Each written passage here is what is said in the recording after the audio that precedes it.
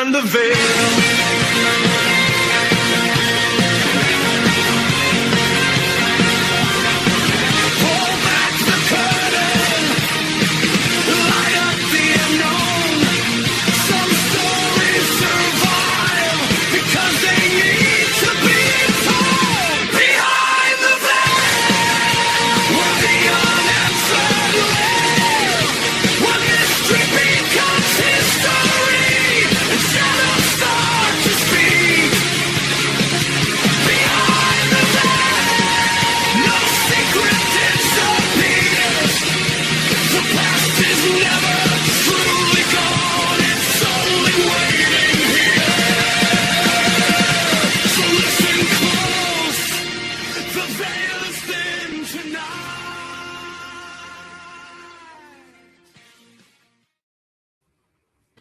It's 4 o'clock in Los Angeles. It's 6 o'clock in Chicago. And it's 7 p.m.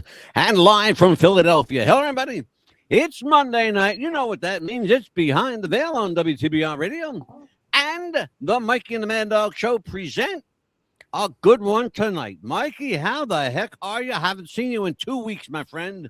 Well, I'm doing good. I know you had a nice vacation, Angelo. I've just started a working vacation. I'm up here in Rhode Island, going to do some film work this week in Connecticut, so I'm looking forward to that, and looking forward to another lively show with you tonight.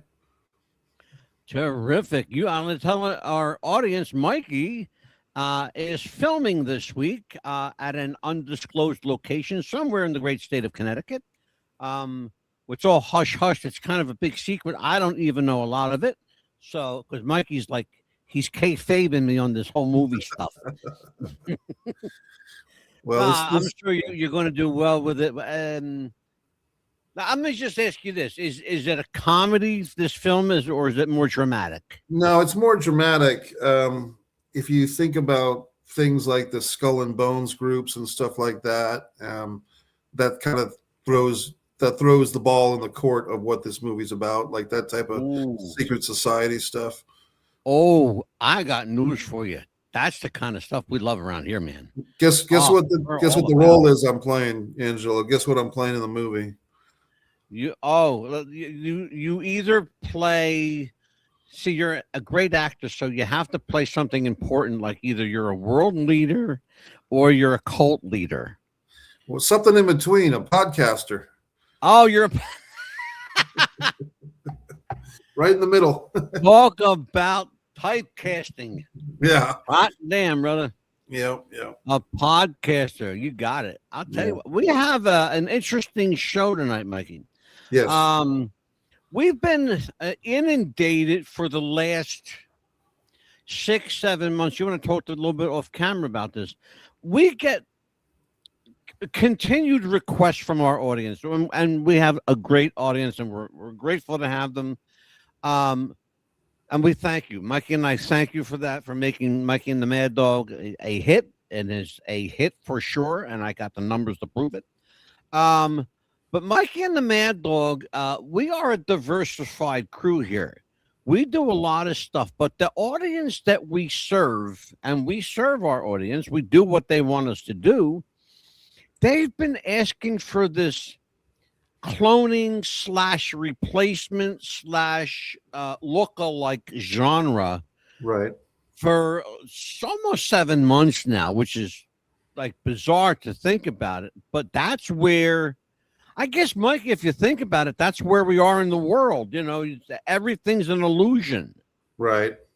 If you really kind of like, you know, listen to what's going on around us, you can believe very little of what you hear, almost nothing of what you see, because, you know, artificial intelligence, AI, is very, very good at manipulating reality. There was I mean, I think you're right, these type of thoughts are percolating more than ever. But I remember back in the 90s, Angelo, you're a cinephile as well, and I believe the movie was titled Dave with Kevin Kline, and it was about one of my favorite movies, Mikey. I love it. Yeah. Tell everybody about it. Kevin Kline played two roles. He played the president And then he played a guy who looked strikingly similar to the president of the United States. And I believe what happens in the movie is that the actual president passes away, and they have to replace the actual president with the guy that happens to look like him, including picking up with the first lady, who I'm going totally by memory, but I think was played by Sigourney Weaver. And I'm just going by memory on this one because it's been a long time since I've seen the movie Dave. But I think when you have, I had a friend who passed away. His name was Joe Jaffo, and Joe was always telling me about something he called predictive programming, which was when the authorities, the government, or whatever authorities in charge of things, releases films or TV shows or some type of, even a cartoon like The Simpsons, or some type of media that clues you in on something that is happening on a very serious level. And I cited The Simpsons cartoon because The Simpsons over and over again have had these instances where they've had stuff with Donald Trump becoming president, or the World Trade Center, or even when Bret Hart got attacked at the WWE Hall of Fame.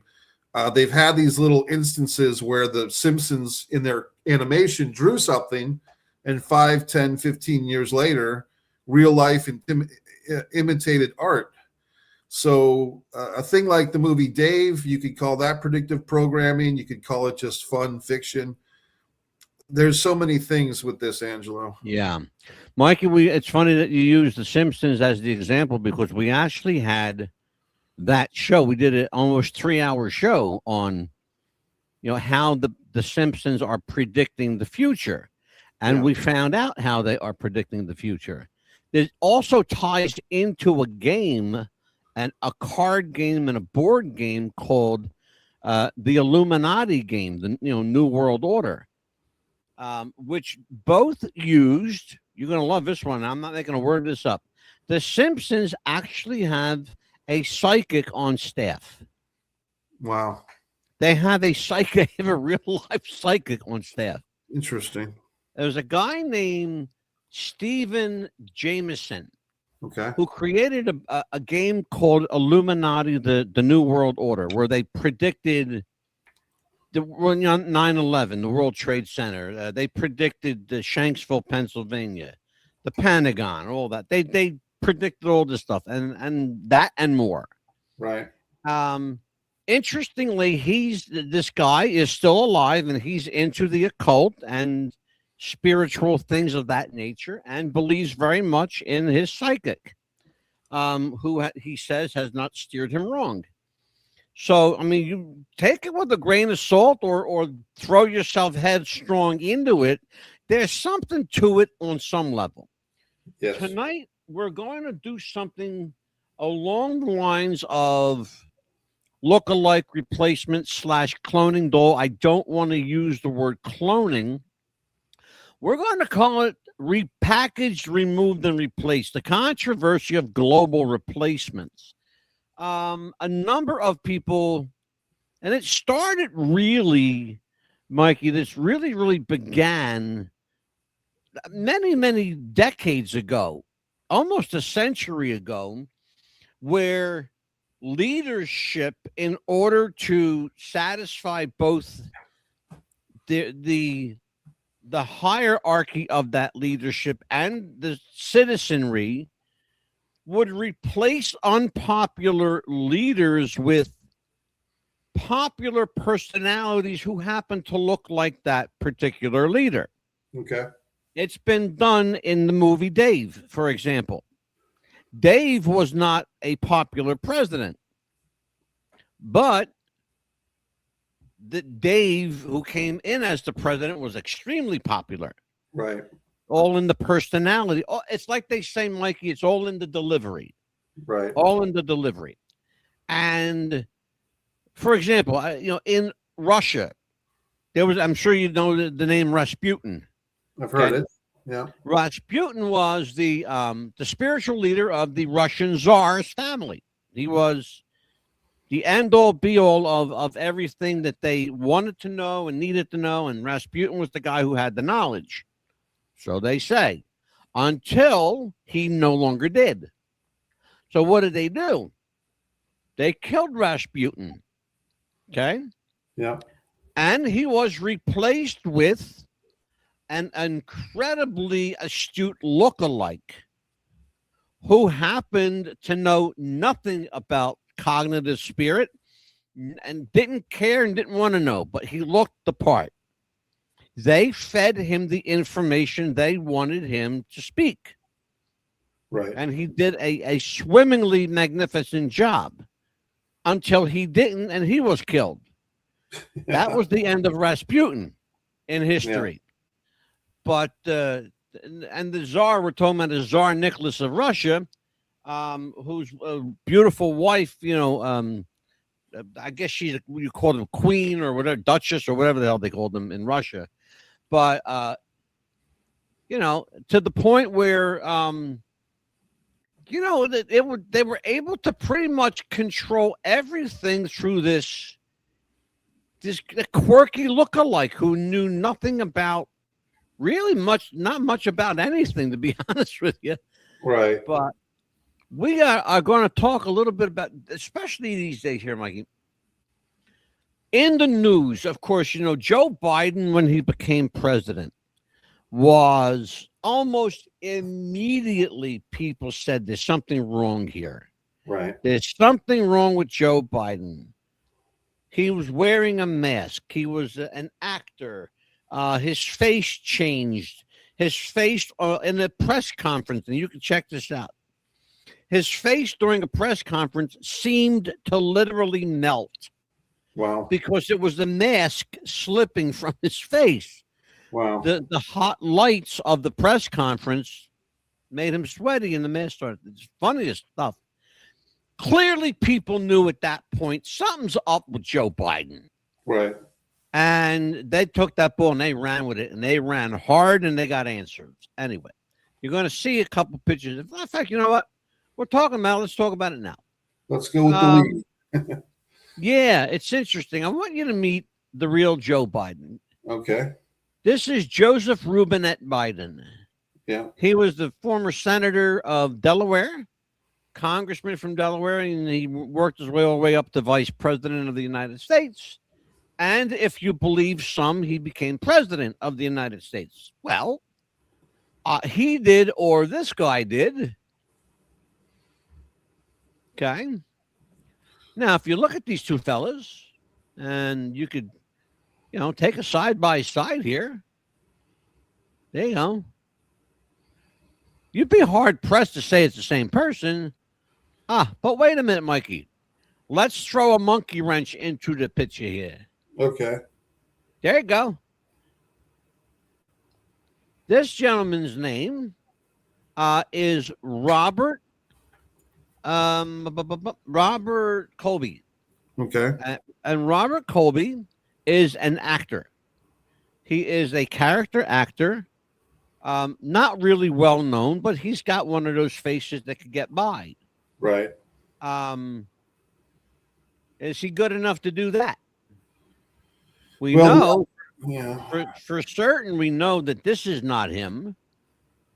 But I could make the argument, Mikey, you being an actor might even be able to say, you know what, with a little makeup, maybe.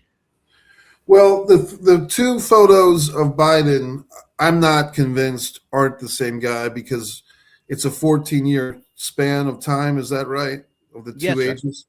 Yep. So, I mean, people age in different ways. I happen to be somebody that, with the exception of my hair, goatee, and mustache, my face has stayed very similar, and my body has stayed more or less similar for a long time with me. And but I know people, friends of mine, that have aged much differently, for better, for worse, for older. Everyone gets older. Let's put it that way. With the two Biden photos, I think what might cause me some inquiry or concern is the jawline. Not the actor, but the other one that's purported to be Biden. The jaw of the younger Biden, with the two flags in the background, his jaw looks more like a Joe Theismann football player type. And this Biden as president he looked like a smaller man. Now here's the thing. I know a lot of people, as they age, they get shorter because your spine compresses. Maybe you lose some weight as you get older. Your bones thin out a bit. The other thing is that Biden, I believe you told me that this picture is supposed to be 68 years old. He was 68 years old. We know that for sure. The only thing I don't know, and maybe this is the thing, Mikey, that you might be onto something here. We don't know when this photo was taken, but we do know that he was 68 in the picture. Okay. That much we know for certain. What we don't know is what year this was taken. If it was taken prior to 2016, when Joe Biden's granddaughter, his legitimate granddaughter, says that he passed away. When did she say that? In what context? That he died. She said that the person that is president is not my grandfather. But my grandfather, Did she say that on a... Yeah, and the funny thing about it is right after she said that, right, she never said another word after that. Well, what I'm asking is, did she say it on a talk show? Did she say it in a book? Where is she? She said it to 4 reporters that were questioning Joe Biden's legitimacy. Okay. And she gave that quote to Alex Jones. She gave that quote to the Sun newspaper in England. Right. She gave it to a political paper called Mother Earth or some Mother something Jones. like Mother Jones. Thank you very much. And she gave another interview to The Onion, a political paper called The Onion. And I've checked them all, and they are all out there. All of these interviews are out there. Mother Jones, The Onion, Alex Jones, InfoWars, and of course the British Sun, or the London Daily Sun. It's called, and that's for sure. We know that for certain that she gave those interviews. What's interesting is she never uttered another word after that. She has been seen, but every time she's asked to give a comment, it's complete. It's like she becomes mute. It's that I guess she was either threatened or said, "Keep your mouth shut if you know what's good for you." Right. That sort of stuff. Well, just as you were go ahead. As you were talking, though, I did a Google search and there's mixed response. This is supposed to be Naomi Biden. Yeah. And some sources claim that was a satire and that it's not even his real granddaughter. But of course, if it was, then there might be a cover up. So I don't really, this is really the first I've heard of it, but this, the video is disputed. It is. And what gives me cause to believe that it's his actual granddaughter are 2 things. The fact that after she said what she said, right, she was still seen in public with family members, legitimate family members, among them Hunter Biden. Right. Okay. Who is her father. Right. Okay. Now we got to understand what we're talking about here. The other thing is she's got this, I don't know, man. She's got this credibility to me. Okay. That why would she say that knowing that there's a camera and a microphone in your face? And just for the record, Hunter Biden would later receive a presidential pardon from his father. Isn't that right? Yeah, absolutely. So my reason to bring that up, to play both sides of the fence here a little bit, is that if we can't automatically assume that these people in high office or high elected officials are necessarily, always the most integrity-based people, because, I think Biden was repeatedly saying that he would not, interfere with justice or would not give his son a pass. And then he did exactly that, give his son a pass. So for anyone, exactly. I'm just trying to provide devil's advocacy on both ways and Hello to our friend Trevon Amon Sanford, who says hello. Yeah, Angela. let me tell you who he is, Mikey. He's a connection to your and I past with Jeff the Ref. Oh, nice. He was Trev was a friend of our late friend, our late co-host, Jeff the Ref Robinson. I called him the Encyclopedia Britannica of pro wrestling. Right. The only person I know that knows more about pro wrestling than Mikey Messier. Yeah. And that's doing something. But Trev, welcome, man. Welcome to the show. Stick around with us. You got any questions? Please ask. Jump in here, Mike. I want to do something. Let's take a look at some video. Why don't we do that? I think you'll find this, especially as an actor. I think you'll find this interesting because, I'm just going to let the whole thing play, and then you and I can talk after. You're not the real Jim Carrey! The internet knows the truth!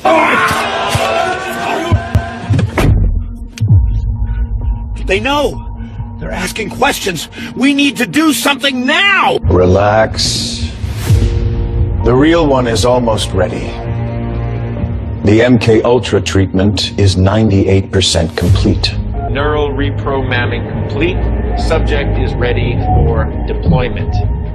It worked.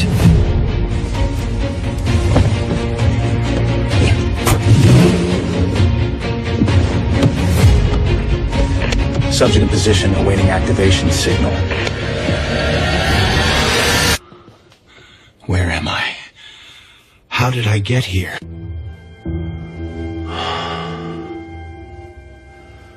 I had to stop because I had everything and I was absolutely broken inside. I don't want to see your bodies on Instagram. I want to see what's in here. I'm not trying to get validation, nor do I need it anymore. But if you are broken, you do not have to stay broken. We may have evidence that he took her and replaced her with this woman. I want you to take a look at this and tell me if you see anything strange. That kids' entertainment stuff made specifically for them, like even preschool shows, seem wildly imbalanced. Just recently, we found that we have reached parity in the female and male characters in both children's TV and movies made for kids. Or we're in the car.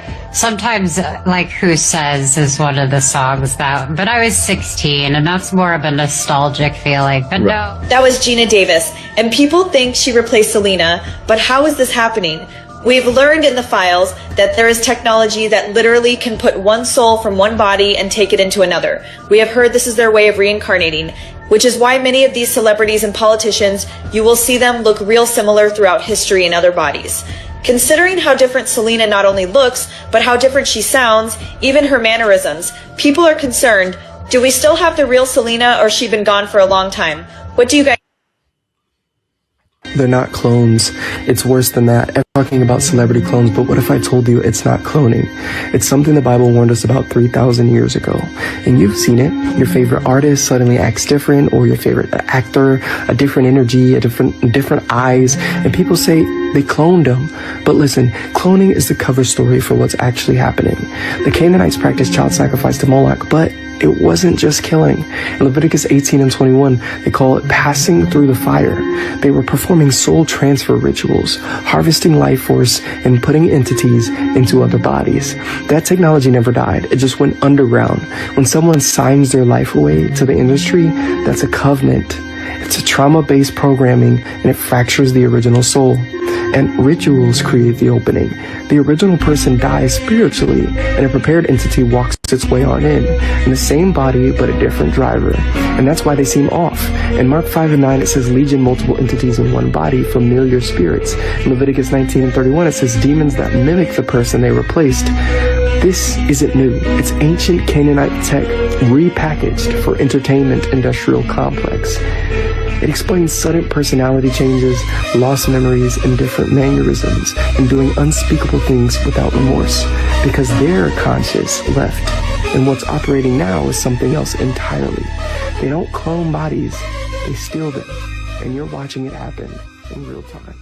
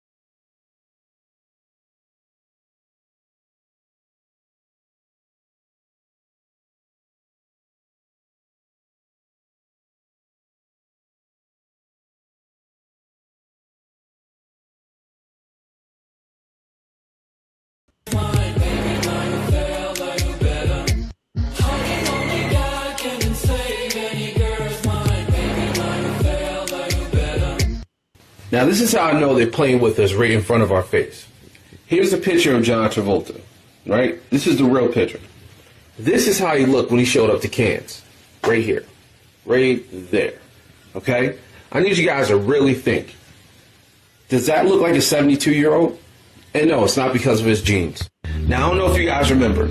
Maybe I'm on a different timeline, but a few years ago, they said that John Travolta passed away in a plane crash, right? Now, I went to go find that article, and they have this article up saying that he had a near-death experience in 92. It wasn't in 92. It was in the mid-2000s. So once again, here we are. John Travolta, right? John Travolta right here at 71 years old, looking like he's 30. That is a clone. And what gets me, they keep on doing this. They keep on cloning him. This is in 2018. This is this year. Look, you guys can't tell me this. So the real question is, who was Taylor cloned from? Because this footage proves that Taylor Swift is a clone. Watch this. Glamour Gals Collection. Dolls, party plays, fancy fireworks, the show place collector's case. Each sold separately. You can send in proofs of purchase from any 3 Glamour Gals dolls. Jessie, Danny, Lonnie, or Shara in any of 3 outfits. And get Jessie in fancy formal free. Details are on the specially marked packages. Offer expires on March 1st, 1982. Glamour Gals Collection. Jessie and beautiful bride. Other dolls and play sets sold separately. New.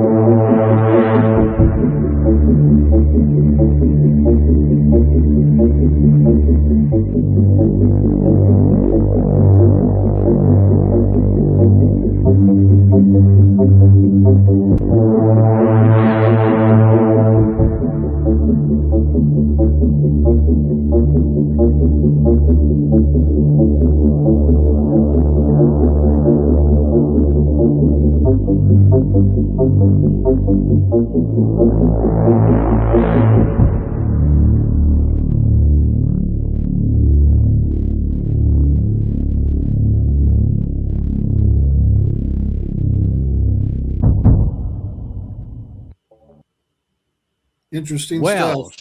say you what to that, my friend? Well, I think it's very interesting to play devil's advocate a little bit on both sides. Once again, the cynical side of me would say, "Hey, there's only so many genetical makeup possibilities. There's only so many facial structures." I myself have had people compare me to anyone from Dan Aykroyd to Jack Black to the late Chris Farley, etc. So, I mean, there's a tendency for people to say, hey, you look like this guy, or you look like this other famous person, or my friend, or whatever. Now, on the other side of things, for those that are watching on our YouTube channel and seeing some of those clips that, for instance, going back to the soul replacement, the movie Get Out, maybe 10 years ago, took on that topic. That was by Jordan Peele. That was his first big horror film. And that was kind of about basically white people of financial means exploiting black people to overtake their bodies. And once again, I go back to my friend who told me about the predictive programming stuff. Well, for those that would basically, say, well, this is all crazy and this is all hogwash and there's no possibility of this being true, I would say to you, are you familiar with multiple personality disorder, where one person has several personalities? And you can find any number of documentaries or the film All About Eve about people with multiple personality disorder. I think it's on Netflix now, Angelo. I haven't watched it yet, but I believe there's a documentary about a two-headed boy, like a boy that was born with basically 2 operating heads. And I haven't brought myself to watch that yet because I think I would feel so bad for the person. But that exists. You know what I mean? We've seen conjoined twins. I mean, conjoined twins are a real thing. 2 human bodies that the eggs didn't split properly or whatever. And so 2 bodies are kind of joined together. When I was a kid, there was a show called Ripley's Believe It or Not, where one of the eggs in utero of a guy, the egg didn't fully deform, and this guy had basically a second operating face on the side of his head. And that was a pretty sad. I mean, to me, I always have a lot of sadness for these people that are going through this, because it must be terribly tough to live like that, I would think, you know. It would have to be. It really would. And I get what you're saying about that, and I totally agree. But by the same token, people like P.T. Barnum and other circus promoters have afforded these people the opportunity to make an actual living, you know, making money. But I get where you're going with that. Go ahead, Mikey. Well, my point of playing that angle a little bit is, if you believe in all that stuff, the conjoined twins, the guy with the second face on his head, the man with two, if you believe it because it's true, because you can see documentary footage of these things, why can't you make the jump to soul replacement? Or I'll give you another one. If people believe in evolution, or they believe in dinosaurs, or they believe in the Big Bang Theory, that stuff is pretty far out there if you never thought of it before. So why couldn't you believe in soul replacement? That's my point on that. Can I tell you something, Mikey? It's no different than believing in God. Let's be honest about something. Sure. It's real hard to believe, you know, when you talk about God and faith, it's hard to believe in an invisible being in the sky that you can't see, right? Can't really talk to, can't really hear. Other than the fact that we know that there was a real person that existed named Jesus, that's about all we know. But it's hard to prove the existence of God, like it's hard to prove the existence of reincarnation, which I think is much more plausible, because we know that people come back. I'll give you a great example. Right now in China, there's a 7-year-old girl that plays no less than 51 instruments. Wow. With not a lick of musical training ever, does not know how to read music, doesn't know where she got this gift from. Her parents are flabbergasted that she's even musical, because neither one of them are. In fact, they have no interest in music. The mother doesn't even like music. Right. But here her daughter is born with this incredible gift to replicate music on any instrument, and she doesn't even read music, the kid. Yeah. And she's 7, and she's been like this since she was 4. Right. You have to ask yourself, where does that come from? Is it, you know, spiritual? Like some Catholics believe in this thing called spiritual transference. You could call it reincarnation if you want, and call it whatever you want. But every theology, every philosophy, every sociological religiosity, I'll use that word, has something similar. Without getting too much down that fucking rabbit hole, which I'm not going to do, because that's a whole nother show. Right. But to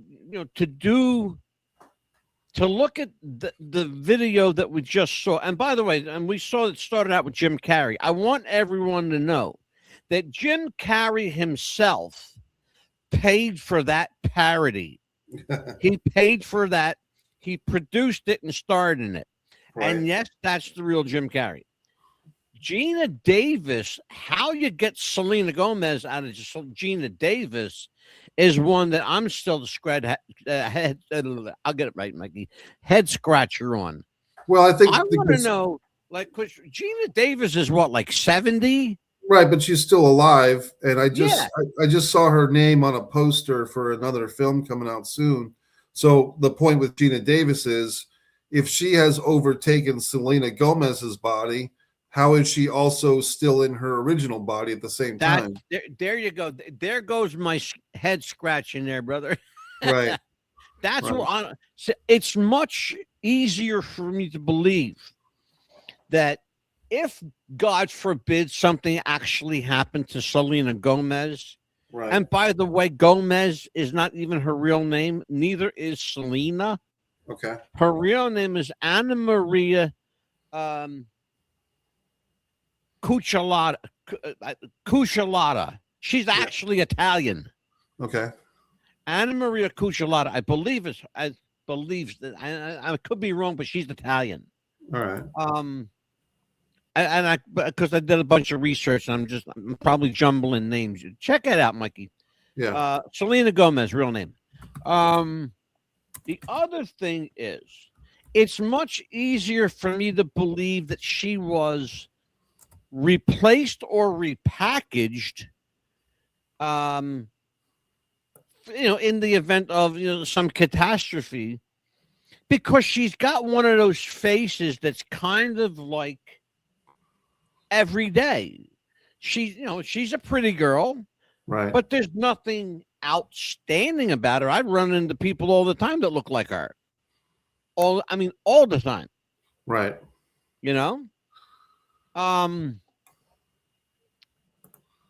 But you have to ask yourself, okay, well, they're making such a big deal of Selena. Well, what's the deal with Selena? Well, let's dissect it. I'll play devil's advocate for a minute, right? Selena Gomez has lupus. Sure. She's got other undisclosed medical conditions that affect her weight, her facial puffiness and or thinness at any given time. Okay. She gains weight and loses weight rapidly. That, according to her and her family. Right. Again, we do research here, folks, so you can check. Please check everything out. The whole clone thing, we covered that on another show, and I don't want to like dwell on it because I don't really believe much about her being cloned. I think with Selena Gomez, for all intents and purposes, in my opinion, Mikey, this is just my opinion, I think it's more physiological and medical than anything, nefarious. Right. That's just me. The idea of, and you heard it in the clip, of somebody say that and they made references to the Bible, and I don't want to go down that rabbit hole either. Yeah. To me, this is not spiritual. To me, this is not biblical. It is.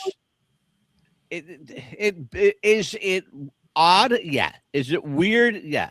Is it explainable? Almost all of it. It's that 1% or that 0.5% that's not explainable that I want to know about. Right. Forget the 99.5% that we do know about. Give me that 0.5% we don't know about, and let me dig into that. Yeah. Let Mike Messier and the Mad Dog, tear that motherfucker apart. That's what I want to do. That's what I want. Right. The guy said cloning is, and I quote, the cover story for what's really going on, and he called it passing through the fire. I heard twice in that video references to human sacrifice, references to reincarnation and or soul transference, the transplanting the soul. Right. Which we know can happen. That much we know. And that's not physiological, that's spiritual, because that happens whenever someone accepts or rejects either something spiritual or religious, whether someone converts to Christianity or Satanism or whatever. You have a renewance of the spirit. Well, that's your soul. Right. Call it what you want to call it. But everybody goes through that, that are seeking higher knowledge. I did myself. I went through that. Right. And found out that most of it was all horse shit. Okay. Okay. And when we die, you'll probably become worm food. Not to say that there's nothing out there. I'm sure there is. I haven't found it yet, but I'm sure it's out there. Although I do believe, and I'm not going to say I haven't found it, I do believe that there is a higher power, Okay. a higher sense of self. I'll call it that. The self Godhead. I'll call it that. All right. But do I believe for one moment that that I was reincarnated from someone else? If I was, they had a miserable life. I'll tell you. But I'll tell you what, I'm still waiting. I'm waiting for the proverbial pot at the end of the rainbow, there, brother. Isn't there some type of rule or thought that energy must go somewhere? Like, yeah, I used to say, and I still say this, Mike, and thank you for bringing that up. Yeah. Thank you for bringing that up, because that's excellent. Excellent point. Energy does go somewhere. Where it goes, how it gets there, that's the mystery. I always say, and I still say it because I do psychic readings, so I know that there's something out there. Yeah. But I don't know where I get my gift from. I like to believe it's from a higher authority. I am hesitant to call that God, because I don't know who or what God is. I will be candid about that. I don't know who or what God is, but I know that there is a higher authority than Mad Dog DeCipio. Sure. And I know this because the knowledge I do have, which is substantial, I did not get on my own. I didn't get any of this on my own. So it came from somewhere. Right. Other energy transferring into me, that whatever, hey, that's cool too. But I don't know how much I want to put into that whole ritualistic aspect of it without going down a really mighty deep rabbit hole, Mikey, because it can get deep quick. Well, there's been these accusations for 10 or 15 years of, what was it, the Bohemian Grove, and didn't Alex Jones make his initial mark by doing a lot of research and making a documentary on some cult stuff? And to, in full disclosure, Angelo, about 13 years ago, I was exposed to a cult. I was shown in live before my very eyes a cult in action, and it's scary. And the way that the cult that I saw, the way that they used the group think was powerful, and they wrapped it in a bow of Christianity, which was fraudulent. They weren't real Christians, or at least in this situation, they weren't. And I was a witness to it, and basically thinking, this is like watching a movie. Like this is like watching a scary movie, but it wasn't a movie. I was walking around in live time with these people. So my point is, when I experienced that, and then shortly thereafter, there was the TV show, the Going Clear, the Scientology documentary, and the actress Leanna Remy, if I'm saying her name right, who was on The King of Queens. Yeah, yep. She basically escaped from the Scientologists, and she was on a mission for several years to get as many people out of Scientology as she could by basically, as the kids say, being very transparent and talking openly about the horrible situation she was in. She would address, why would someone like John Travolta again and Tom Cruise, like why would they allow themselves to be in this Scientology organization? And other people might have watched that Scientology documentary stuff and scoffed at it and said, how can people be so dumb, or this is crazy, or how could people fall for this? But as I said, Angelo, I was in live time witnessing a cult for a few days, and I saw it can work, meaning that the cults are more powerful, or we as human beings are more vulnerable than we'd like to believe. Mike, I absolutely concur with you 1,000%. I will tell you that I was raised in a cult. It's called the Catholic Church. Right. To the point where I was so screwed up religiously, and I don't like that word at all, but I have to use it for this context. I was so screwed up religiously that I spent the entire rest of my life, even up until now, including today, looking for the real answers. And I have to yet find the real answers, because every man, every human being has their own opinion on what those real answers are. Right. And I knew this conversation was going to go into a rabbit hole. I just knew it, brother. Yeah. It's just because that's what it is. It is a rabbit hole that takes you down. A few years ago, Mikey, Avril Lavigne was the subject of the replacement theory. Right. Ariana Grande, most recently, and an interesting one, Kanye West. Now, you saw that video. There was a man sitting on a bench who looked homeless. Right. They say that that's actually Kanye West. Okay. That he is completely gone mentally. That the person we're looking at, in fact, that's a great segue to bring this in, Mikey. So why don't we check this out? All right. And then you tell me what you think. Okay, and this is I'm gonna do something real quick. I'm gonna just put this here. Let's take this off the screen for just a second, because I look like, there you go. I was blocking those out. But that's Jim Carrey, by the way. That's the real Jim Carrey. Right. This is, and let's clarify everything, because we need to do this.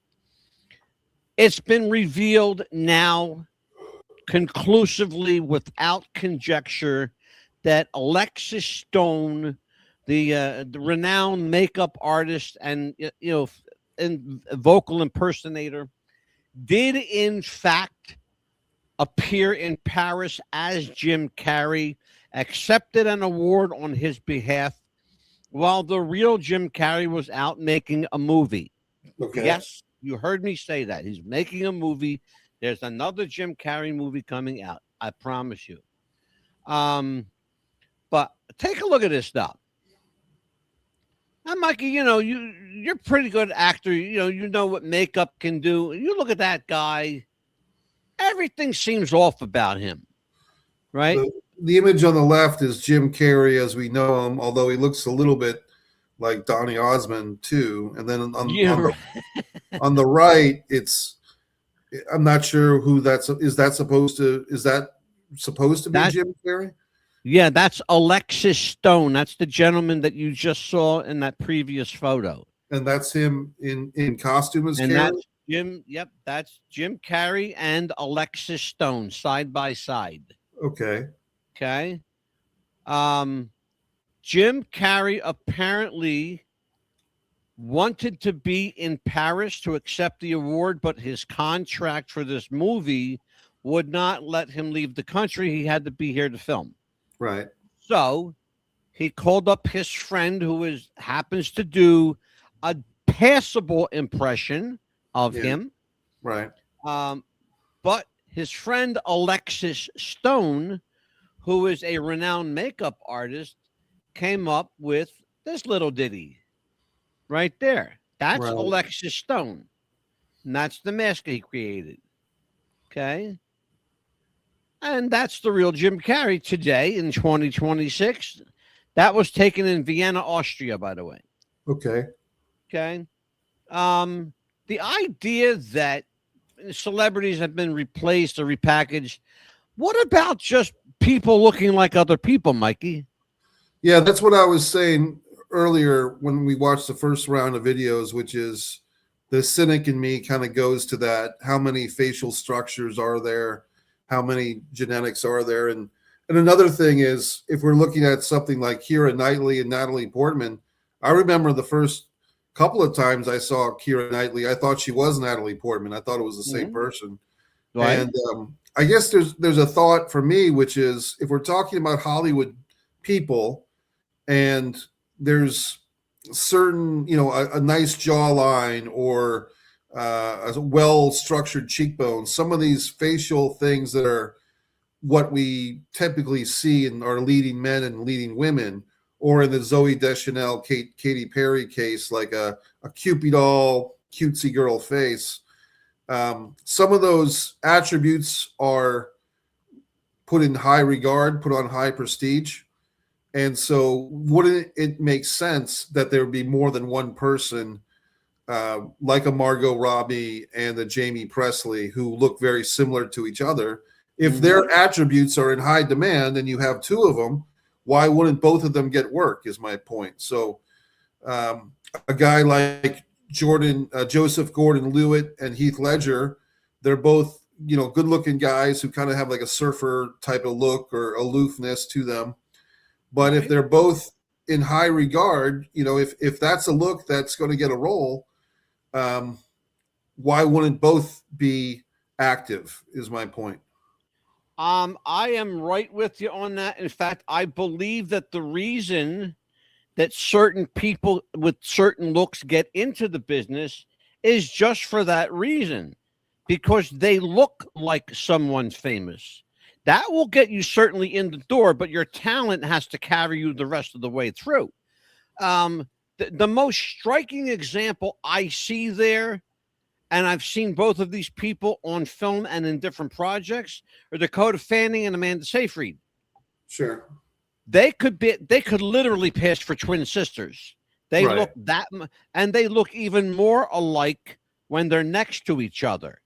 Yeah. And I've actually seen them next to each other, and you'd be hard pressed to tell me which one was which. Right. I'll tell you that. I've actually seen them stand next to each other, and I'll tell you what, man. As I said, you'll be very, very hard pressed. They look so similar, it's scary. That's probably, in my opinion, the most prolific of that group. Well, once again, in that particular case, it's a pale, thin, blonde woman with some decent curves as well. So why wouldn't there be more than one that would be accepted or promoted in Hollywood? Exactly. No, I agree with you. I'm with you absolutely 1,000%. This is an interesting one. This here is really, really interesting because the photos that you're looking at are current day celebrities with individuals from a minimum of 75 years ago. Minimum. And a lot of these pictures are over 100 years old. Okay. The one that you see where with Steve Carell, in the upper left-hand corner, and his doppelganger from history. You're looking at, I think that might be Jennifer Garner, I believe, and she is with. That's Elizabeth Taylor. It's a Jennifer Lawrence. Jennifer Lawrence. I'm sorry. Yeah. Well, I say Jennifer Garner. I'm sorry. Wrong Jennifer. Heath Ledger. No, I'm sorry. Justin Timberlake. Right. In that upper right-hand corner with a very strikingly similar looking guy from at least 100 years ago. Once again, here you go. Nicolas Cage with somebody that's identical, that like in almost in every way, shape, and form. The ears, the nose, the mouth. The only difference is the gentleman that picture has a mustache, and Nicholas in that photo does not, but they're dead ringers. Speaking of which, Johnny Depp and his historical doppelganger. By the way, would you venture a guess, Mikey, who that doppelganger with Johnny Depp is? Is he one of the guys from the band Sparks? No, I don't know who that is. There's a band called Sparks, which the guy with the thin mustache looks a little bit like. Or a lot like. Yeah. Well, who is he? Who is he in the picture? His name is Robert Oppenheimer. He invented the atomic bomb. That's funny. Yep, his name is Robert Oppenheimer. He's the guy who invented the atomic bomb. Too bad Depp's career wasn't doing better when they were casting for that film. He could have. Yeah, and he was the guy that got the role was Robert Downey Jr. Right. Played Oppenheimer I believe in that film. He actually. Yeah, I think Downey was in the film, but he didn't play Oppenheimer. That was. He didn't play Oppenheimer. I thought he was. Oh, but he. I was right though. But he was in it, right? He's in the movie, but he wasn't Oppenheimer. Oh, right. okay. I thought. Okay. Well, hey, I'm surprised I got that part. I know he was in the movie for sure.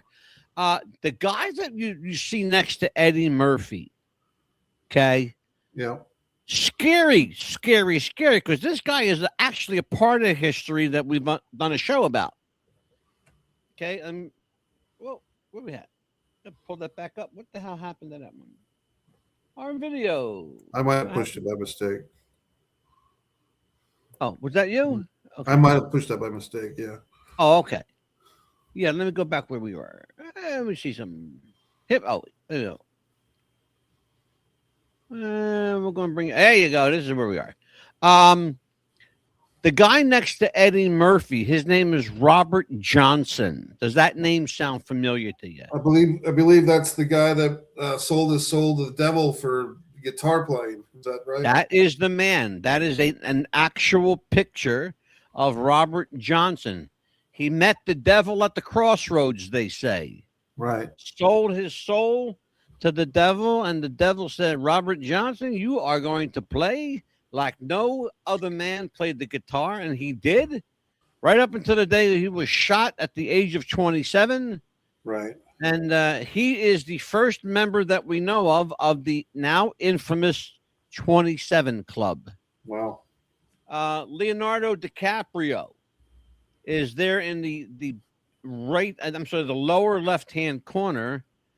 And the person that's Leo's doppelganger is actually an interesting character. That's not a boy, by the way. That's a girl. Okay. That is Amelia Earhart at the age of 14. Wow. Okay. You get where we're going here. They all have a connection, some kind of connection to history. Sure. Okay. Matthew McConaughey. An amazing actor, one of my favorite actors. Next to a guy clearly from the Old West, clearly from the frontier. His name, and he was portrayed in the television series Deadwood by Ian McShane. His name is Al Swearingen. Okay. He was an actual real-life barkeeper in Deadwood, South Dakota, and he remarkably resembles Matthew McConaughey. Now, the last one is the only one we were not able to get verification on, other than we know that Orlando Bloom, but we do not know who his doppelganger is, other than he looks amazingly like him, even to the hair. Right. Well, I wasn't able to get a clear hit on him, so I had to defer and say he's a guy that looks remarkably like Orlando Bloom. Yeah. But clearly, again, like everybody else in these pictures, Mikey, he's got some connection to history. We just don't know what it is yet. Yeah. Let's see what else we got here. Let me see here. Oh, here we go. Yeah, I like this. This is an interesting one. Hold on. I don't know why it keeps. Oh, by the way, why it keeps slipping back there, Mikey? I don't know what's going on here. Okay. Oh, here we go. So this is Selena Gomez. Okay, we're talking about her for a couple minutes. Right. 2017. Now she's a young lady these days. I don't think she's 40 yet. She might be. Maybe I'm guessing, Mikey, probably 32, 33, maybe somewhere around there. I'll look it up. Okay. but She was born in 92. okay. Okay, so she's born in 92, so she's what? She's got to be, what's that, like 30 something, right? Yeah, she's like 33. Yeah. Okay, so I was in the ballpark, 32, 33. All right. So at the time the picture's taken in 2017, so she's maybe what, like 20, 21 years old, something like that, right? Right.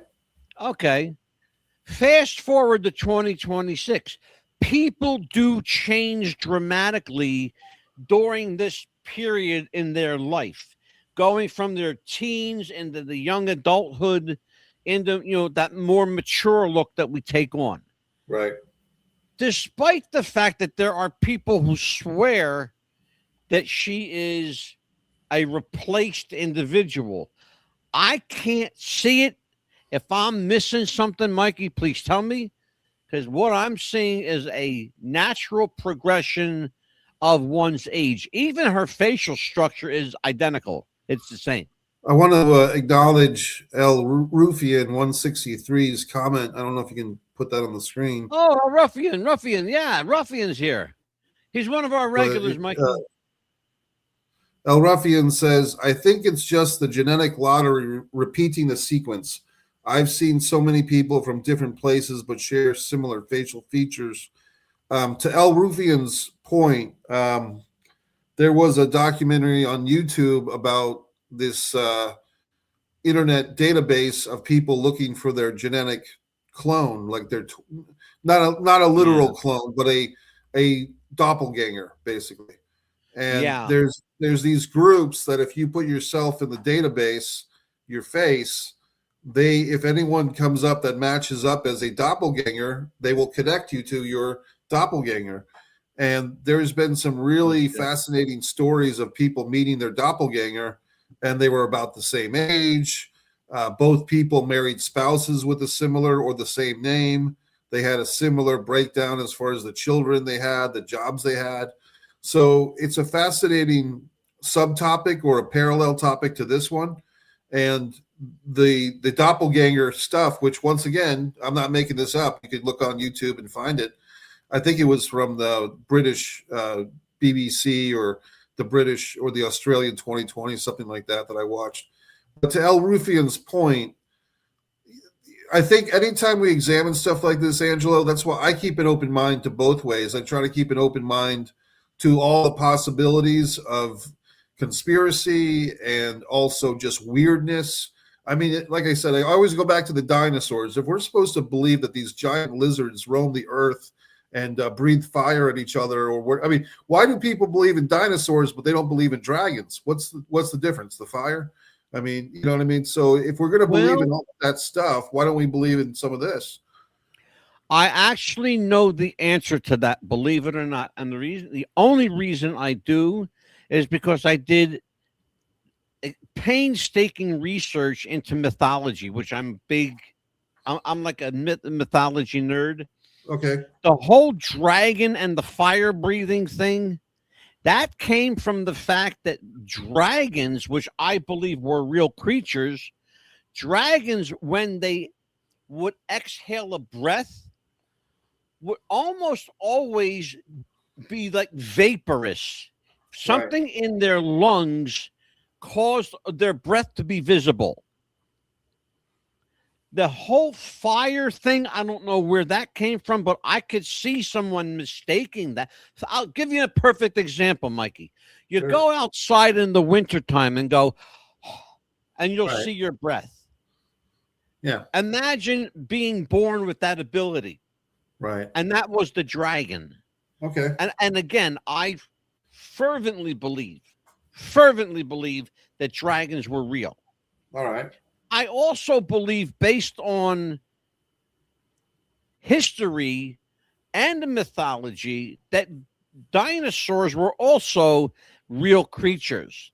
I know that because here in New Jersey about 30 years ago, they excavated what turned out to be a 45-foot, basically, I'm going to call it a Tyrannosaurus Rex, but but this the quintessential, the prototype, the dinosaur with the big body, the long neck, Right.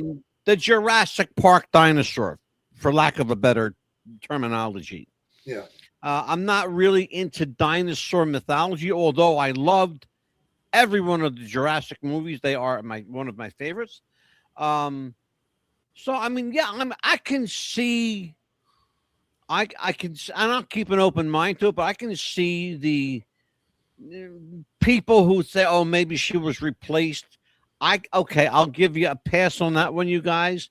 To me, it looks just like a normal young lady going through the maturing process. Now, I want to make two points if I could. El Rufian once again says, would this possibly also play in with the zodiac signs, which I think is a really good question. And absolutely, I believe that.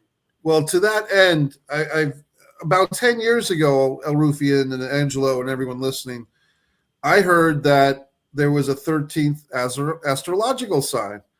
And I didn't know what it was, but then it turns out that I'm in it because my December 5th birthday is in the new sign. So there was always 12 signs for as long as I was alive. Yeah. But now, according to some, there's 13. And the Ophiuchus is the 13th sign between the Scorpio and the Sagittarius. And the dates have slightly shifted. So a lot of people who are big astrological people, some of them don't even know about this 13th sign thing. And I'll tell them, and they'll get kind of upset because their whole life they were subscribing to one sign and looking at their sign. And if it turns out I wasn't a Scorpio all along, I was this other thing, or I wasn't. Well, it's interesting you say it. Now, what are they calling it, Mikey? What are the name they get? Ophiuchus. Ophiuchus, got it. And that is if you look up so the 13th sign is November 29th through December 17th, known as the serpent bearer. This sign lies between Scorpio and Sagittarius and is recognized in modern interpretations of the zodiac. So people who their whole life have gone with the 12 signs, if you throw this 13th sign at them, you can watch them kind of crumble in live time because they get kind of upset about it. Interesting. It's funny because my we know that the that Earth shifted on its tilt there for a little bit. There's Ruff. Ruff says, the original was 28 days. You're absolutely right. See, I know a little bit about that. So this 13th sign goes with the 28-day monthly calendar, I guess. Yeah. See, now mine started out July 10th. I was a Cancer. Right. But now, because of the shift of everything, I'm a Cancer with what they call something rising. What do they call that? Scorpio rising. Yes, thank you. Yeah. That's it. A Cancer with zodiac rising. Because my timeline now, which was dead center July 10th, is now on what they call the cusp. Right. Brother, I was born on the fucking cusp. Let's check this out. Here's another guy that they say actually died. This is Jamie Foxx, the guy famously played Ray Charles in a hell of a movie he played, which was called Ray. Right. If you haven't seen it, it's a great movie. But which one of these two people played Ray? Was it the gentleman on the left or the gentleman on the right? Looks like the one on the left to me, on facing me left. And that's the one they say is the clone. Oh, really? Yeah. They say the real Jamie Foxx is the fella on the right. Huh. Yeah. I saw a Netflix stand-up special recently. First, and I'll call it the first one I've seen in a while, but it's the first Jamie Foxx stand-up routine he supposedly did in some 10 or 12 years, right? Right. And then I went back and I looked at Jamie Foxx doing stand-up on YouTube. And I have to tell you, Mike Messier, gotta tell you, they look like two different people to me. Right. They really, really do. Again, I'm going to keep an open mind. Maybe it's the lighting. Maybe it's the setting. Yeah. There's a lot of variables. That maybe. And maybe it's just not him. I don't want to say for certain whether I believe he to be replaced or dead. Certainly don't wish that on anyone. But I will tell you, it's compelling to watch these two side-by-side stand-up routines. It's very compelling. Yeah, I do remember he was close to death, and there was a lot of concern about his health, and then he did make a comeback, and yeah, all that stuff gives you time to pause and wonder, you know. Yeah, absolutely. Makes just them like. Here's an interesting one. Oh, hold on. That was me. Hold on, folks. I'm playing around with my buttons over here, folks. That's me. Sure.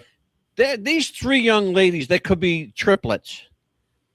But despite the fact that they look alike, they are three separate individuals. They all happen to look remarkably similar. Again, I think this is part and parcel of why they are well known. Right. You know, Mike, you're an actor.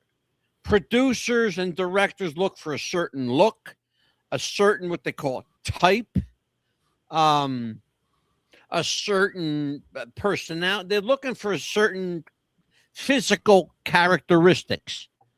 Yeah, Well, high cheekbones is attractive in females for acting. It plays well on camera.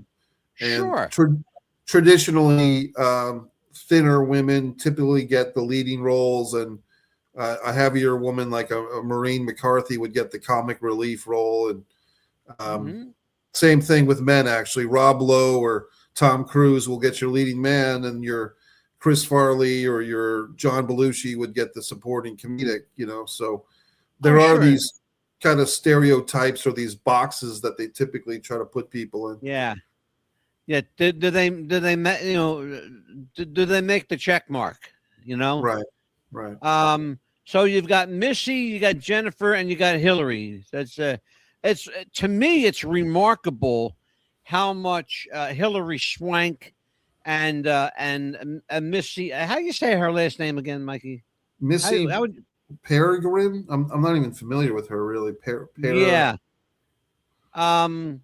She's done a couple of those Marvel pictures. Okay. Yeah, she's been in a couple, but they look like bookends with the Jennifer Garner in the middle of it. But if you look at them in total, they look like they could all be related to each other. Yeah, but I would always be able to tell Gardner from Swank. I think Gardner has more of a, for lack of a better term, more of a typically feminine face. Swank looks like someone who boxes, you know, because she did that boxing movie. But Swank is very attractive in her own right, but she has more of a Linda Hamilton kind of badass appeal to her, to me. Yeah. She's got kind of more of a tomboy. She did that. The first thing I ever saw her in was called Boys Don't Cry. Right. That one, and of course the Clint Eastwood directed film $1 Million Baby. But they were all kind of like, you know, tough guy, tough chicks, for sure. The next one is an interesting one because he's a guy that a lot of people look like these days, including a fella named Palm Beach Pete, not too terribly far from you, Mike Messier, there in Florida. This is Jeffrey Epstein, who looks remarkably like President Andrew Jackson on the $20 bill. Which is the namesake of Jacksonville, Florida, where I live. Not that this is a good connotation, this meme, but yeah, that's the case. Right. What say you? Was he Jeffrey Epstein was a time traveler, or is he just happened to look remarkably like President Andrew Jackson. Well, Andrew Jackson, before Trump, was probably the most controversial, split people down the middle with their opinions violently for or great loyalty towards, because Jackson was also a guy who went against the grain and had many detractors, but enough people liked him that he was president for a while. So the fact that it's Jackson and Epstein, who was in the company of Trump one way or the other, however that went down, but that is an interesting thing there. That's for sure. It certainly is. This gentleman, right? Again, the diehard fans are claiming that the guy that you're looking at, who appears to be homeless, they're saying this is the real Kanye West, and that he has literally lost his mind. Right. If you, and I can make the argument for this as well, because I've seen, both before and after videos that appear to show two really different dichotomies of the same personality. And you got to ask yourself the question, it begs the question, what happened? But more importantly, Mikey, not just what happened, but how. Right. Because if you believe the narrative, and I've seen this stuff myself, Kanye West was always a controversial figure. Right. Saying things that would raise attention, sometimes raise awareness, but would always get a response for sure. Sure. Okay. But the Kanye we're seeing now, and I hate to use, a quote from George Herbert Walker Bush, but he is a kinder, gentler Kanye that we're seeing now. Not controversial at all, falling in line with the status quo. He's not the Kanye of the Hellraiser days, for certain. And it does make you question, like, who is this guy? Well, it wasn't that long ago, maybe a year or two ago.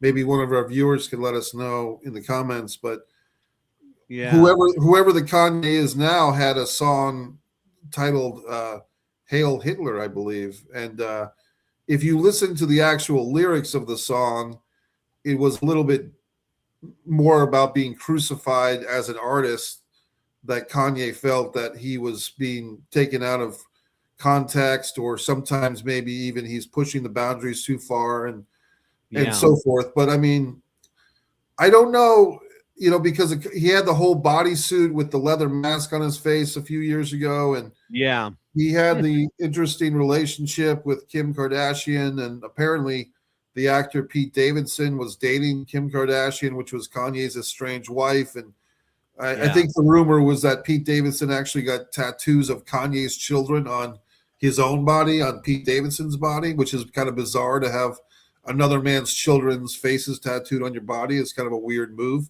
if that's what it certainly is. Yeah. So I mean, it's a weird thing with I've never really sat there and listened to a Kanye West album. I guess I'm in the minority, but for whatever reason, I just never found myself putting on a CD of Kanye West and grooving out for an hour and a half to it. Mikey, it's hard for me to see you grooving down to anything, brother. You're so laid back. Mike, let me ask you a question. And this is kind of like, it's tongue in cheek, but it's more serious. Is this a Kanye thing, or is this a Hollywood thing? This what we're dealing with, this these doppelgangers, lookalikes, replacement. Is this really just kind of like the way of the world in Hollywood? Because were it not for Hollywood, most of these people are celebrities. Think about something. Right. Almost all of them are celebrities, actors, performers, artists of some sort. Okay. Yeah. And rarely does any mention ever get brought up or the subject ever get broached other than when a celebrity or a person of that high stature is mentioned. And then when they do get mentioned, all of this stuff comes out. Oh, well, they're not the same person. Oh, it's a lookalike. Oh, they've been cloned. Oh, that person, Jamie Foxx died, and John Travolta died in a plane crash, and this is not John Travolta. Listen to his voice; he sounds different, and blah blah blah blah blah. I mean, am I making too much of it, or what? Like, well, when you were talking, it came to mind. There was a few things, even in the small state of Rhode Island that I'm in. About 10 years ago, I directed a film titled Blood Sugar Sedace. One of the lead actresses had a very nice look to her. And I happened to be in a public library, in Rhode Island. And there was a woman that came into the library with her young child. And I was 99% sure it was my friend, the actress. And I'm looking at her, but she had this kid with her. And I knew that my actress had two kids, but this wasn't the same kid. So I later on asked my actress friend, hey, were you in the library with some kid? And she said, no, that wasn't me. And I said, I guess I saw your doppelganger, because it was. And I've had people come up to me, Angelo, several times and say, I look just like this guy, or I look just like someone they know, and so forth. And I don't think you necessarily have to be a celebrity to have a doppelganger. I refer once again to that video I told you about on YouTube somewhere. But I think as far as the cloning, the soul replacement, I go back to that theory of predictive programming with the movie Get Out. I mean, if the movie Get Out was trying to tell us something about, soul replacement or crossing through the fire, that would be in line with that Gina Davis theory on Selena Gomez, except Gina Davis is still walking around as Gina Davis as well. So how could she be both? I don't know. Yeah, I don't know. It's it's a head scratcher, and you got to say to yourself, okay, there's some credibility. Oh, by the way, just so you know, let's go back here for just a second. Right. This is the statement here that Kanye West makes a bizarre return to X with clone jokes. Sure. Now, again, and I wanted to talk about that again. Is it tongue in cheek? Is he self-deprecating at this point? Making fun of himself, or is he trying to tell people something?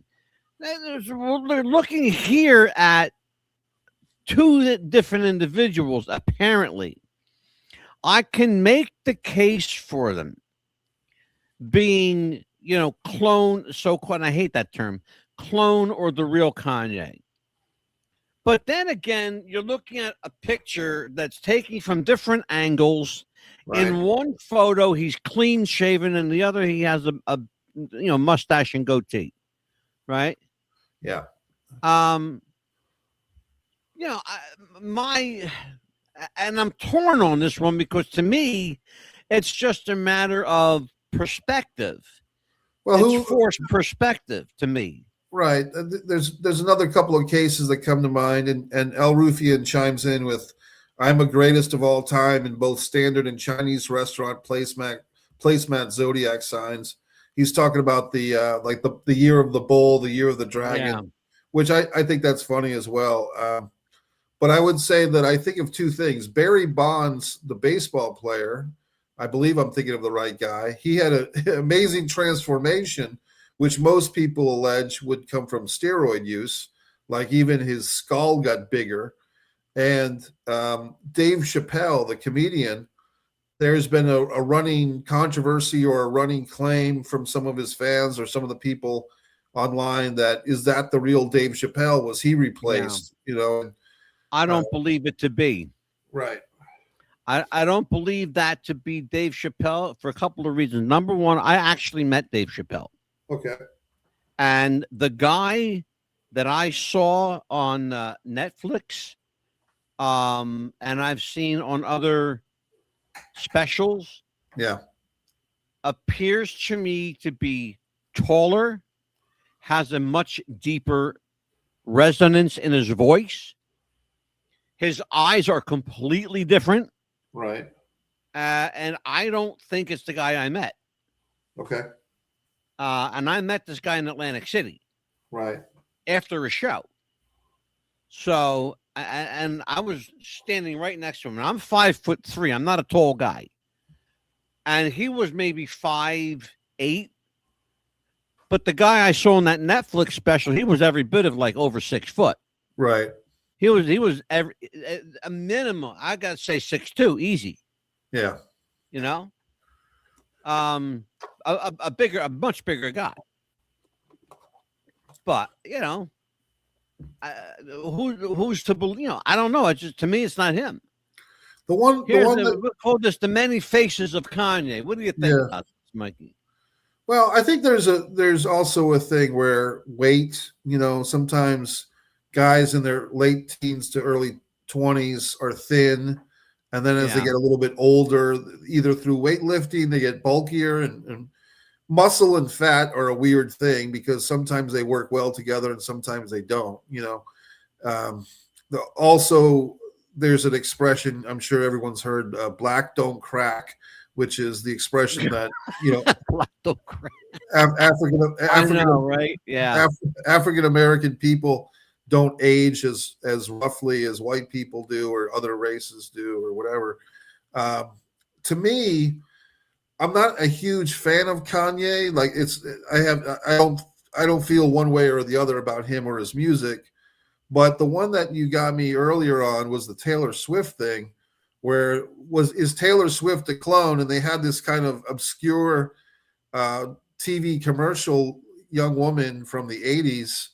And she did look like a ringer for Taylor Swift, or Taylor Swift looked like a ringer for her. Yeah. But at the same time, you know, Taylor Swift is, you know, as the kids would say, a pretty basic woman. Like she's a thin, wispy white woman. So I mean, it's not that she's got that unique characteristics either.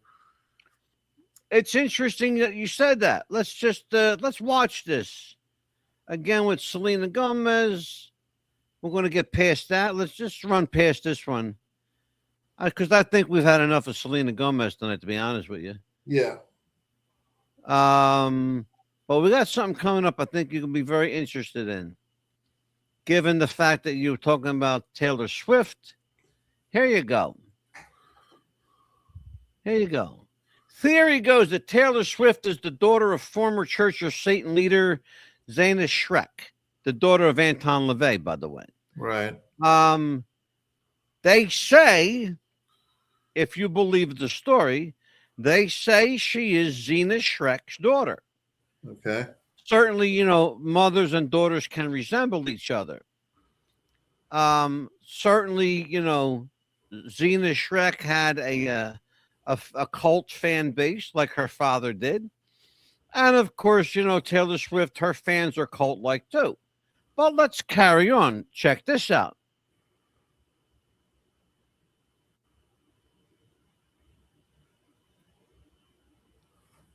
They're calling this young lady the bad copy. That's not Taylor Swift.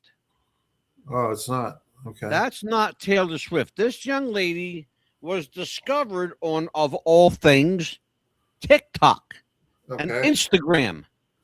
Okay. Someone said to her, boy, you look like a lot like Taylor Swift. And then, of course, the press ran with it. Right. Let's just, here you go. Again, Mikey, different women. It's not the same woman. That's Taylor Swift and her lookalike. Yeah. You're going to see a picture of her and Taylor together, actually. They did actually finally meet. Okay. But it's remarkable how much this young lady looks. And that, by the way, all those pictures, yeah, none of them are Taylor Swift. That's the lookalike. Okay. Yep. Okay. Question for you, Mr. Movie Maker. Will the real Taylor Swift please stand up? Which one is she, left or right? I would say the real one is, I don't think either one's the real one, to be honest with you. I think they're both. One of them is. Okay, so I'll go with the one on the right. The one with the phone is the real Taylor Swift. You'd be wrong about that. The one with the phone is the lookalike. All right. The real Taylor Swift is on the left. That picture was taken by her mother. Okay. She was 20 years old in that picture, but is the real Taylor Swift right there. I mean, I go back to, I remember the wrestler Jeff Jarrett claims that his Taylor Swift once babysat for his kids a few times in Nashville. So, yeah. Who knows? Neither of these girls are Taylor Swift. Okay. She is the same girl in both pictures. Right. Okay. She is actually performing in about 2 months at a theater near my home called the Taylor Swift Experience. Okay. She's pretty damn good too. She can sing, she plays the guitar, and she's got, let me tell you something. This theater holds 1,200 people, and they turn them away outside. Right. She's really good. I'm going to find out her name for you in a second. This is Taylor Swift. This is the real Taylor. Right. Okay. It's just to give you a comparison between the previous picture. There is Taylor Swift and her lookalike. And that's the real Taylor on the right and the lookalike on the left. But they I thought it was actually the other way met. around. Yeah. Okay. Yeah. Taylor Swift meets her clone at the New York Gala. Right. That's the one that Madonna throws every year there at the Met. Right. The Metropolitan Gala, they call it. And let me see. And I believe that's the end of that one. So it's interesting though, Mikey. It really is. It's can you make the argument that there are, replacements? You sure could. I believe more so, Mikey, that you can make that argument for replacements and repackaging, to use that word, Right.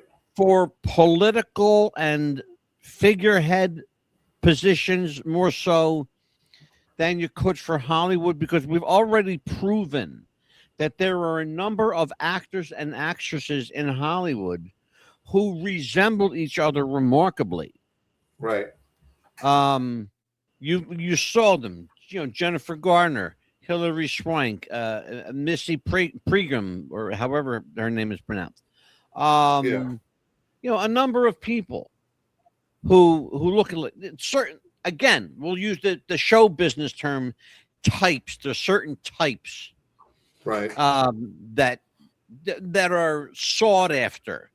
The Rob Lowe type, the Brad Pitt type, the Val Kilmer type, And look, let's be honest about it. Val Kilmer and Brad Pitt, when they were younger, looked like brothers. Sure. They looked like brothers when they were younger, and even as they got older, for a little bit, until till Val Kilmer, God rest his soul, got sick and passed away. Yeah, but you can make the argument that is it possible? Yeah, it's possible. I believe, however, it's more so plausible, given, the preponderance of political figures who mysteriously die under, crazy circumstances and all of a sudden, are revived from, from the brink of death. They made it, even up to and including the Pope, who, passed away now, but years ago, the Pope supposedly died as a result of a bullet. But, God brought him back. You're familiar with the Mandela effect there, Angelo? You're familiar with that? Oh yeah, we're probably going to do that one again. let me ask you real quick, just on a side parallel note. How would you spell, without Googling it, how would you spell Chick-fil-A, the restaurant? How would you spell the name of the restaurant? Chick-fil-A is CHIC FILET. Okay. And is there a dash in there anywhere? I believe there was on what I saw, and then one had one without a dash. just like Coca-Cola had a dash in the middle, but yet the original Coca-Cola had the dash up top. Well, until about 3 days ago, if you asked me, I would answer exactly what you did. I would say CHIC dash FIL and maybe even another dash and then ET. But I saw another Mandela Effect YouTube video and they said the Chick-fil-A is back to a K. It's got a K in there. What's going on? And I've driven by 3 or 4 Chick-fil-A's on my road trip, and they've all had the CHICK. A K is in Chick-fil-A now, and to my memory, less than a week ago, it was not. So the K is back in Chick-fil-A. You know, I can explain that because I did that Mandela Effect show, that and the Matrix. And that's another one we get a lot of requests for. Do the Mandela Effect and the Matrix. I got to check that out while we're looking at the Chick-fil-A, huh? Well, the story that came out was that CERN, I don't want to take us too far off topic, but just to plant seeds for a future episode, because apparently CERN has been shut down till 2030. And so they were making black holes in CERN, and a lot of people think that CERN is the reason for the Mandela Effect in the first place. So it absolutely is. I can validate that because I had a guy on the show that worked at CERN. Right. Yeah. So he was Chick-fil-A fired for, the guy, he was almost killed. The guy talked about it. He was almost killed, but they basically said, go, just go. Get out of here and go. Right. Say what you want to say, but just get out of here. Yeah. They didn't want any more death, any more blood on their hands. Let's put it that way. They've got enough. They got enough blood on their hands. Yeah. The Chick-fil-A. I'm looking at it now. CHIC dash FIL dash A. That's one. Right. CHICK dash FIL A. Right. Okay. But if you drive by a store now, it's CHICK dash FIL dash A. So the biggest change is the K. To some people, it was there and it left, and to other people, and it came back, and to other people, it was never there, and here it is. So for me, I go to Chick-fil-A my share of times, and I haven't seen the K in there until just recently. And it's like, what's going on here? Where'd this K come from? And I'm looking at their website, and it sure enough says CHICK. Yeah. You know, it's funny that we oftentimes I think that we are victims of our own perception. Right. We believe in our minds that things are a certain way, and that's how we remember them, and that's how we believe them. But then when the stark reality of truth hits us, and we go, oh, well, maybe I don't know as much as I thought I did. Yeah. And we have to start questioning it and see, I think the AI is changing things to test the waters and with people's memories. Stores have been undergoing renovations. It's easy to come, and you know what? He's right. It's easy to come change that in less than 3. You can absolutely change the name of a store in under hours. And especially when you're a company like Chick-fil-A or McDonald's or any number of these big companies, they have the resources. And don't forget, Mikey, they're in every state. Right. Every state has sign makers, printers that they got. I'm sure they have accounts all over the world, all over in every state in the country and in every country where they do business. And I don't doubt that for a moment. But to change an entire platform nationwide in a matter of hours, then something had to be afloat for months and months ahead of time and rolled out all at one fell swoop, just like McDonald's does. They do it all the time. But They do it all the time.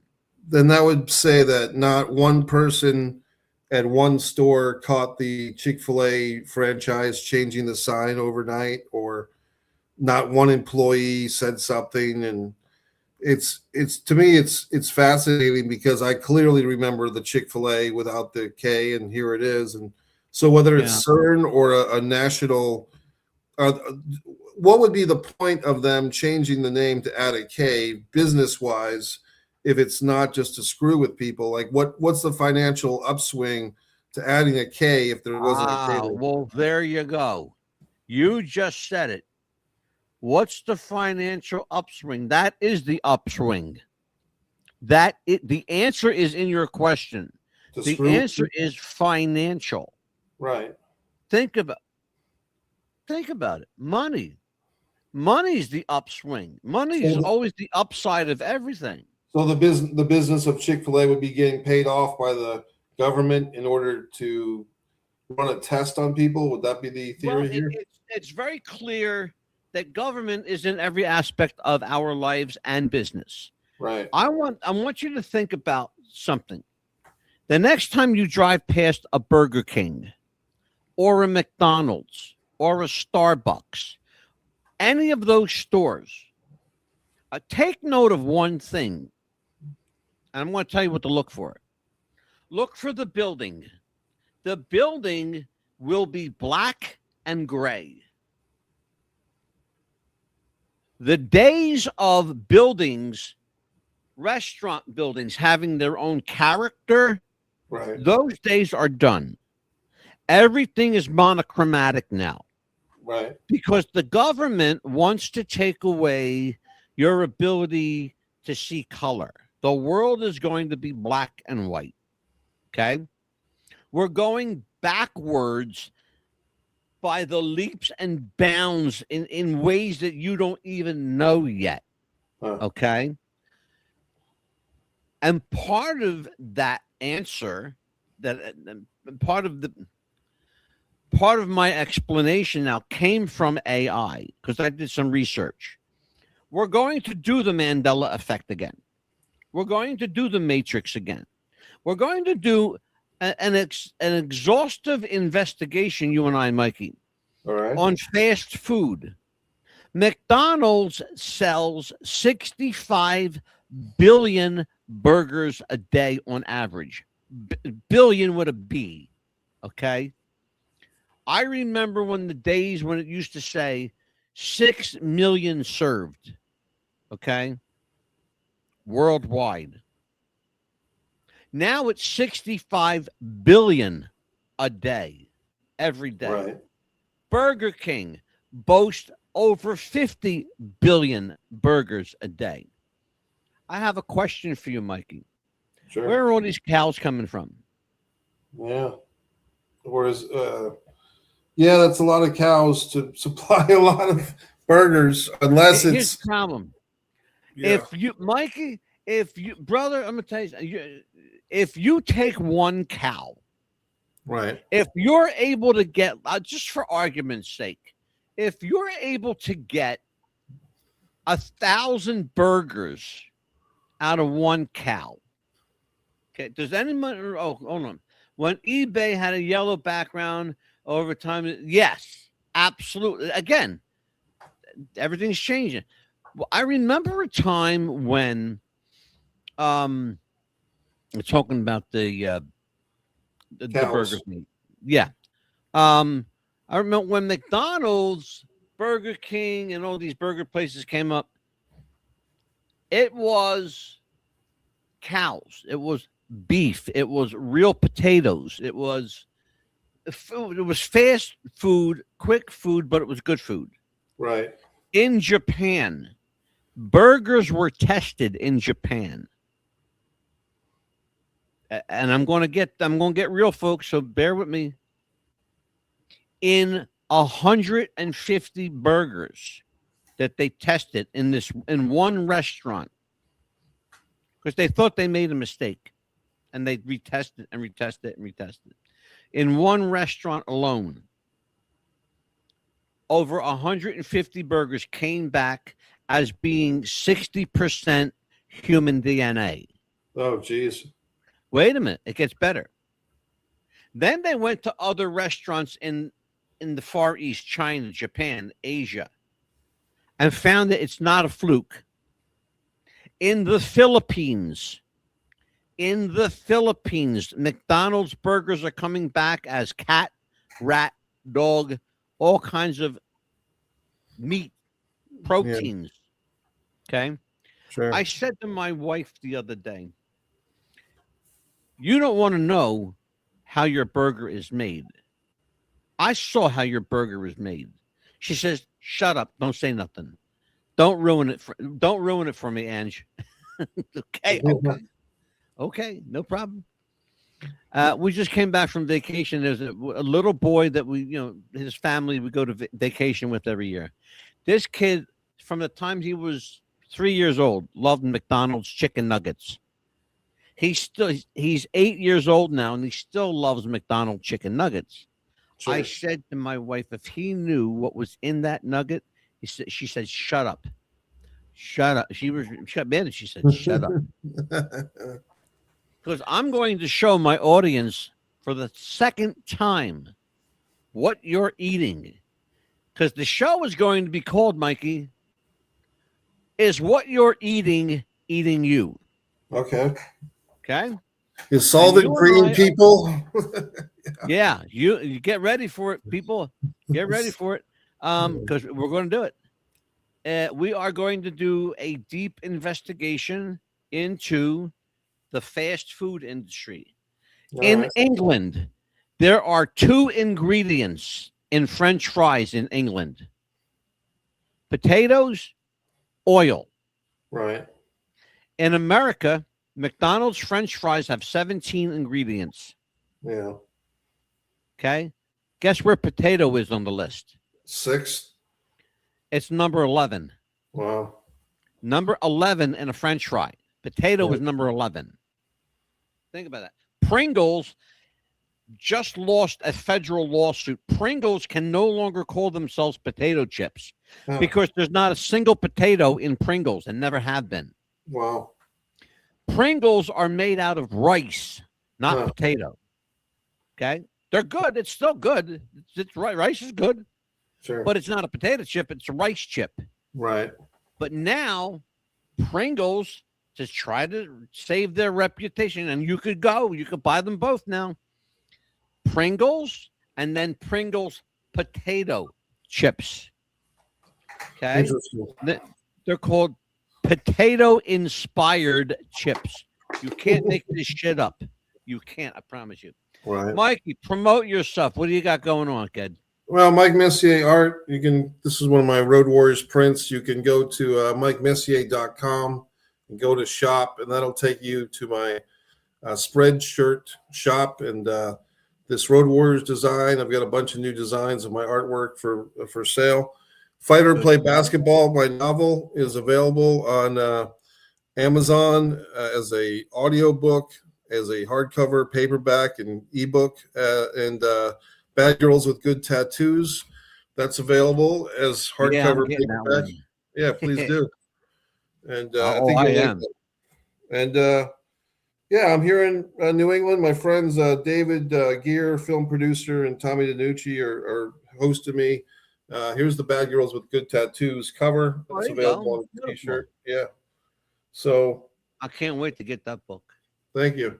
So everything's pretty good. Everything's all right. Very good. We got some stuff over here to talk about. We are WTBR.podbean.com. We have a brand new, our second link tree. Our first is WTBR Radio 88.7. Our second link tree is WTBR Radio, spelled WTBRADIO Radio. It's all part of WTBR. Our main hub is no longer WTBR. No longer WTBRradio.podbean.com. It is now WTBR.podbean.com. We are What's the Buzz Radio. We are now also rolling out our new platform, World Truth Broadcast Radio, also WTBR. So, and I had to use that because I own and we are registered with the federal government. So there you go. And everything you see at the bottom rolling there is all of our legals. We are now 100% completely monetized on YouTube and on WTBR.podbean.com. We are, and we thank you, ladies and gentlemen. We are also a part of the worldwide Globecast satellite network. They are in 17 million homes. We are there hiding in their closet. As soon as they find us, they will be turned on to Mikey the Movie Maker Messier and Angelo the Mad Dog DeCipio, and we will again rise and conquer Europe, Mikey. Okay. By the way, we are number 2 right now in New Zealand, and we are number 17 in the top 100 in Italy. Like our genetic ancestors before we were cloned. Yeah, right? Yep. And those of you that are texting me what happened to Angelo, yes, I left as a Caucasian. I came back as a Jamaican. To let everybody know, I'm going to show people here what we have available. And just give me a second. Let's pull this up. Take a look at this, folks, and just take a look at what we got. I think it like 8.7 WTBR Radio.